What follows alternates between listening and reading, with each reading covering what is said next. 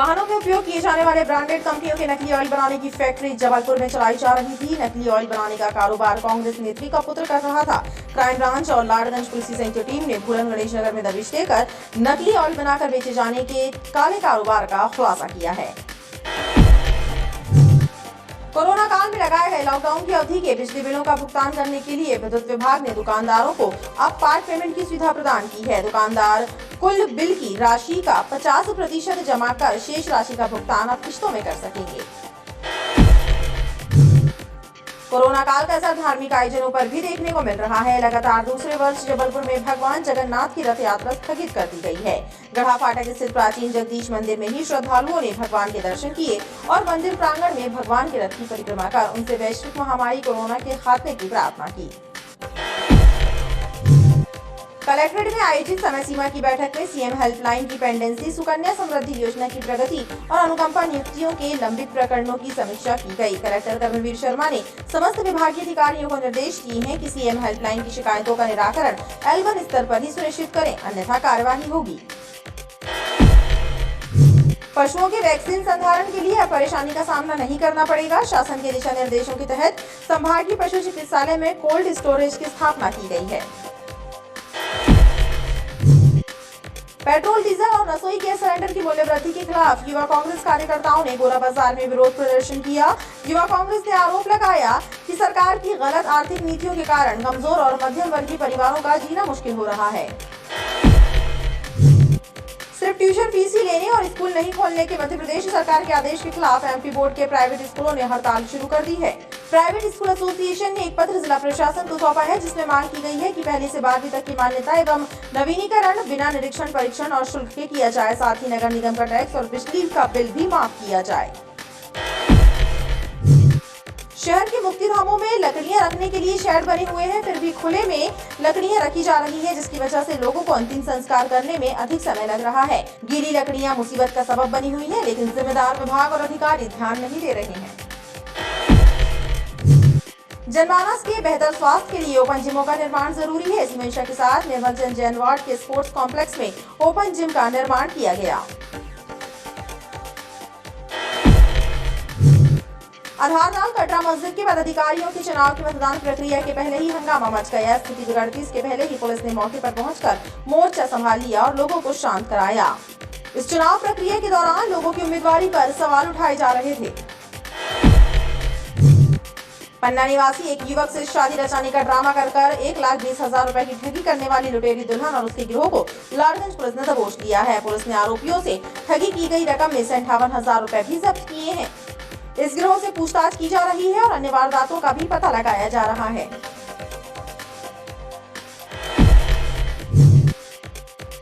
जुलाई माह के 10 दिन बीत गए हैं, इसके बावजूद मौसम की सक्रियता नजर नहीं आ रही है। हालात ये हैं कि उमस भरी गर्मी से लोग परेशान और हलाकान हैं।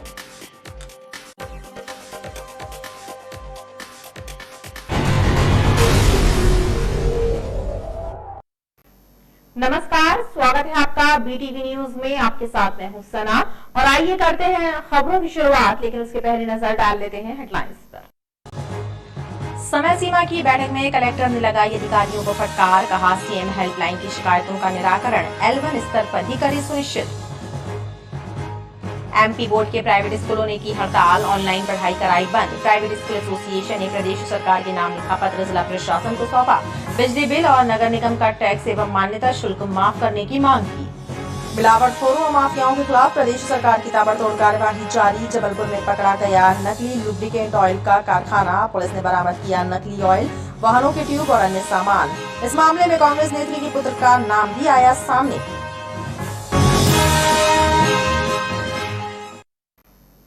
वाहनों में उपयोग किए जाने वाले ब्रांडेड कंपनियों के नकली ऑयल बनाने की फैक्ट्री जबलपुर में चलाई जा रही थी। नकली ऑयल बनाने का काला कारोबार कांग्रेस नेत्री का पुत्र कर रहा था। क्राइम ब्रांच और लाडगंज पुलिस की संयुक्त टीम ने भूलन गणेश नगर में दबिश देकर नकली ऑयल बनाकर बेचे जाने के काले कारोबार का खुलासा किया है। गोदाम से नकली ऑयल, वाहनों के ट्यूब, ब्रांडेड कंपनियों के ऑयल के डिब्बे, स्टिकर, मशीन जब्त की गई है। इस मामले में गोदाम संचालक को हिरासत में लेकर पूछताछ शुरू कर दी गई है।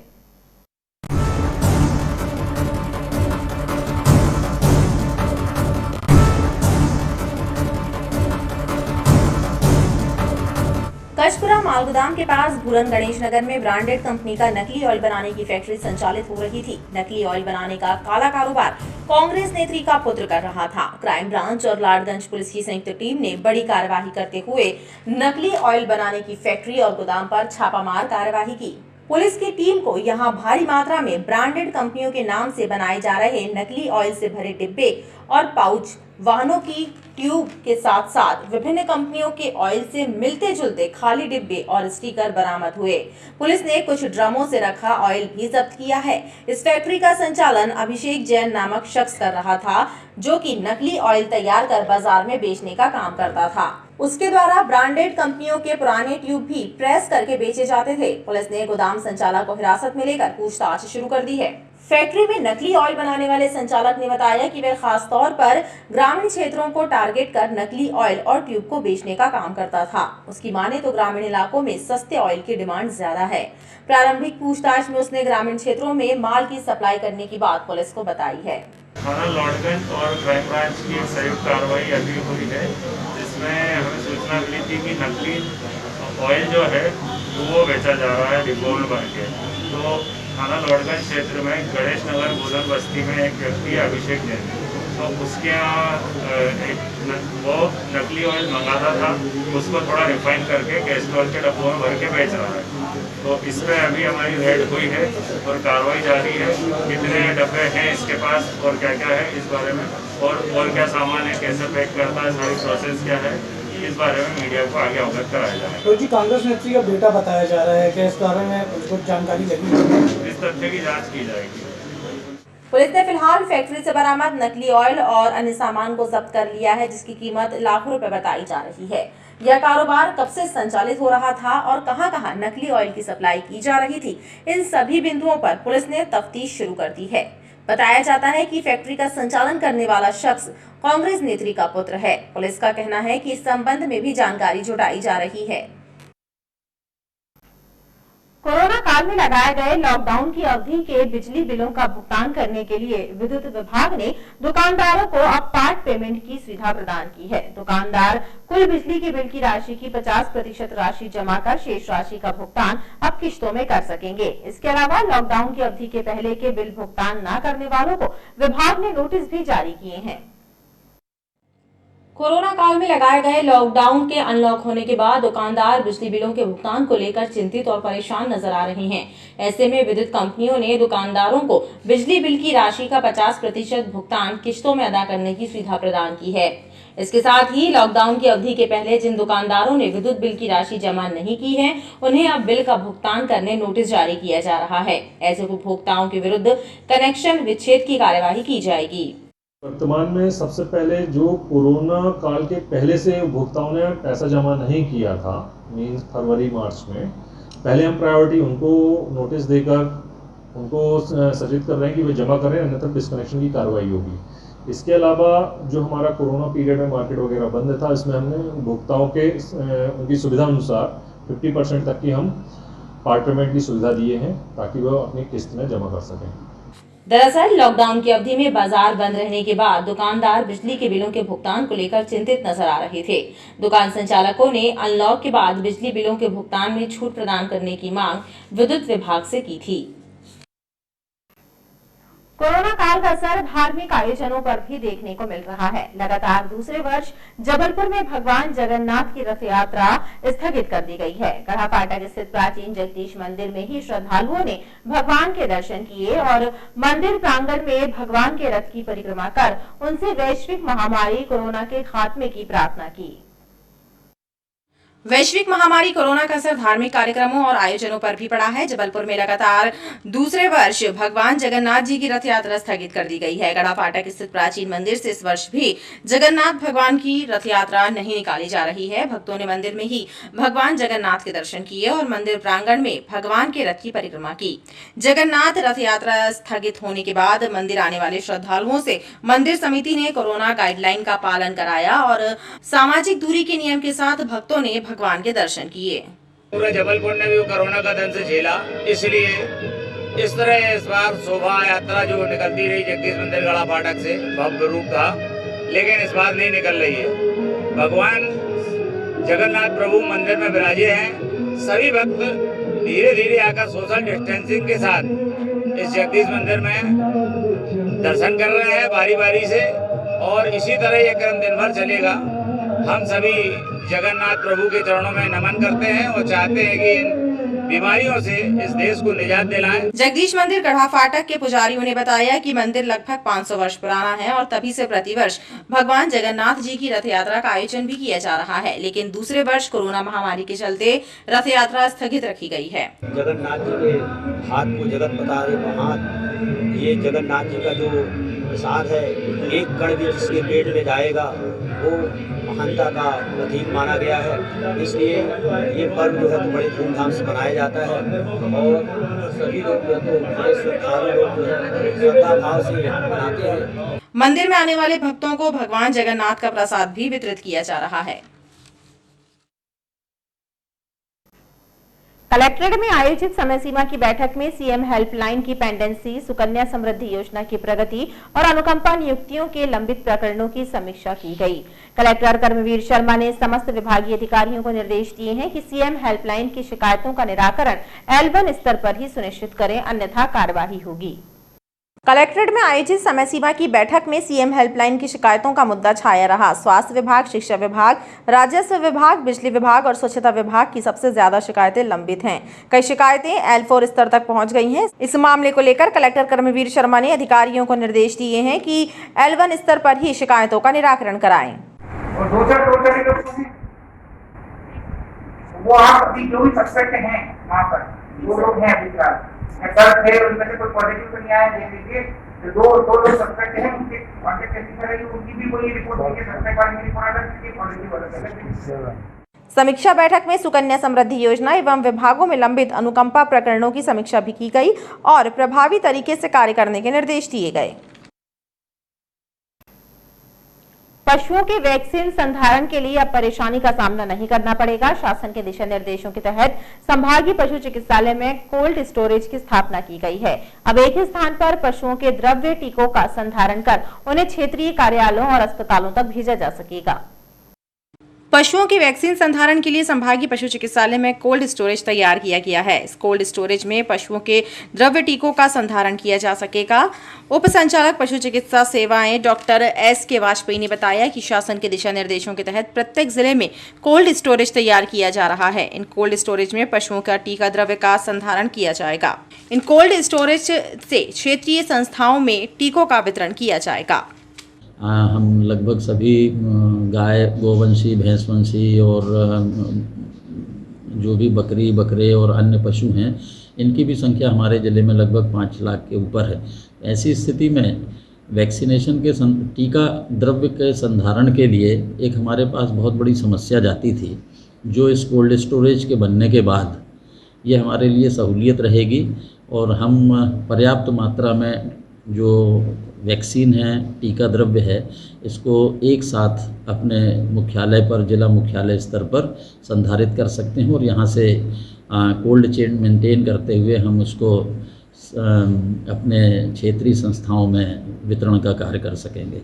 संभाग में विभिन्न प्रजातियों के पशुओं की संख्या 5 लाख से 8 लाख तक है। ऐसे में पशुओं के टीकाकरण के लिए टीमों के द्रव्य संधारण को लेकर परेशानी का सामना करना पड़ता था, लेकिन अब कोल्ड स्टोरेज स्थापित कर दिए गए हैं, जिससे एक ही स्थान पर वैक्सीन को रखा जा सकेगा।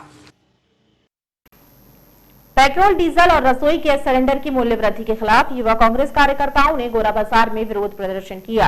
युवा कांग्रेस ने आरोप लगाया कि केंद्र सरकार की गलत आर्थिक नीतियों के कारण कमजोर और मध्यम वर्गीय परिवारों का जीना मुश्किल हो गया है।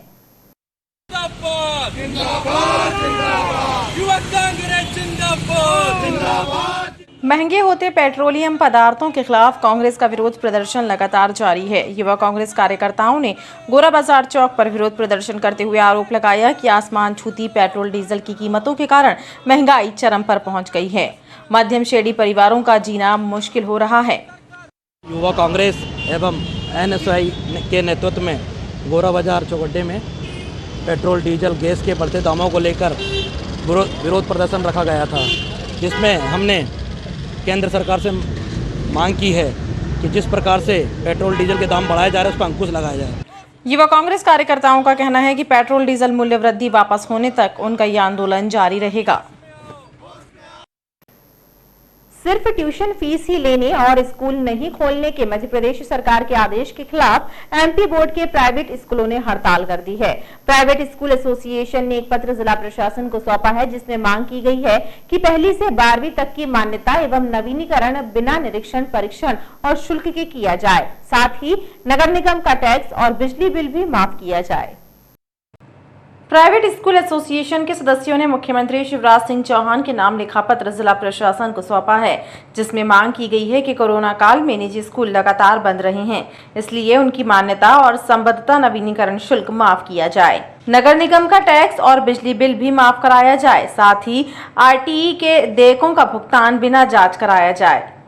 हम तो शासन से कहते हैं हमें आधी फीस दिलवा दें। 1 से 8वीं तक की फीस बिल्कुल प्राप्त नहीं हो रही है। अनेक छोटे छोटे स्कूल बंद हो चुके हैं और हम शासन से मांग करते हैं कि नगर निगम के टैक्स, बिजली का बिल, इनमें कुछ रियायत दी जाए या समय दिया जाए छोटे छोटे स्कूलों को, जिससे वे अपने स्कूल का संचालन कर सकें। और 5 साल की मान्यता बिना निरीक्षण परीक्षण के पहली से 12वीं तक प्रदान की जाए, क्योंकि निरीक्षण के नाम पे भी प्रताड़ित किया जाता है विद्यालयों को, इसलिए निरीक्षण परीक्षण से छूट प्रदान की जाए। अभी स्कूल नहीं खोले जाने एवं सिर्फ ट्यूशन फीस लिए जाने के मध्य प्रदेश सरकार के आदेश के खिलाफ प्राइवेट स्कूल संचालक लामबंद हो गए हैं। एमपी बोर्ड से मान्यता प्राप्त निजी स्कूलों ने हड़ताल शुरू कर दी है। उनका कहना है कि पहले चरण में ऑनलाइन क्लास बंद कर दी गई, दूसरे चरण में निजी स्कूलों की चाबियां कलेक्टर को सौंपी जाएगी, उसके बाद शासकीय कार्यक्रमों का भी बहिष्कार किया जाएगा। हालांकि इस हड़ताल में सीबीएसई के स्कूल शामिल नहीं हैं, उनकी ऑनलाइन क्लासेस जारी रहेंगी। शहर के मुक्तिधामों में लकड़ियां रखने के लिए शेड बने हुए हैं, फिर भी खुले में लकड़ियों को रखा जा रहा है, जिसकी वजह से लोगों को अंतिम संस्कार करने में अधिक समय लग रहा है। गीली लकड़ियां मुसीबत का सबब बनी हुई हैं, लेकिन जिम्मेदार विभाग और अधिकारी ध्यान नहीं दे रहे हैं। चौहानी, ग्वारीघाट और रानीताल मुक्तिधाम सहित शहर के तमाम मुक्तिधामों में लकड़ियां रखने के लिए शेड बने हुए हैं। इसके बावजूद खुले में लकड़ियां रखी जा रही हैं, जो कि बारिश में गीली हो रही हैं, जिसकी वजह से अंतिम संस्कार में 3 से 5 घंटे तक लग जाते हैं। लकड़ी का वजन बढ़ाने के लिए की जा रही ये कार्यस्थानी दुखी परिवारों पर भारी पड़ रही है। लकड़ियां पूरी खुले में पड़ी, जिसके कारण से लकड़ियां बहुत ज्यादा गीली है, मिट्टी जलने में 3-3 घंटा लग जाता है। तो इस तरह की लोगों को परेशानियां जा रही हैं। तो इसमें जबकि यहाँ नगर निगम आयुक्त को ध्यान देना चाहिए, साथ में वहाँ जो व्यवस्थापक लोग हैं, जो शमशान घाट के व्यवस्थापक हैं, उनको ध्यान देना चाहिए कि कम से कम वहाँ शेड बनाए जाए और लकड़ियों की व्यवस्था जो व्यवस्थित तरीके से रखा जाए, लोगों के लिए बैठने की व्यवस्था की जाए। अभी जब भारी बारिश शुरू हो जाएगी तब उस समय और क्या हालात होंगे। पहले लकड़ी के दाम बढ़ा दिए गए, उस पर गीली लकड़ी कर परेशानी दोगुनी कर दी गई है, लेकिन नगर निगम के अधिकारी इस ओर ध्यान तक नहीं दे रहे हैं, जिसकी वजह से परेशान लोगों द्वारा अब इस मामले की शिकायत भी सीएम हेल्पलाइन में की जा रही है। जनमानस के बेहतर स्वास्थ्य के लिए ओपन जिमों का निर्माण जरूरी है। इसी मंशा के साथ निर्मल चंद जैन वार्ड के स्पोर्ट्स कॉम्प्लेक्स में ओपन जिम का निर्माण किया गया, जिसका लोकार्पण क्षेत्रीय जनप्रतिनिधियों के द्वारा किया गया। निर्मल चंद जैन वार्ड में विधायक निधि से बनाए गए ओपन जिम का लोकार्पण क्षेत्रीय जनों की उपस्थिति में किया गया। क्षेत्रीय विधायक अशोक रोहाणी एवं पूर्व पार्षद ऋषि यादव ने बताया कि लोगों के बेहतर स्वास्थ्य की कामना के साथ इस ओपन जिम का निर्माण कराया गया है, जो बच्चों से लेकर बुजुर्ग तक सभी के काम आएगा।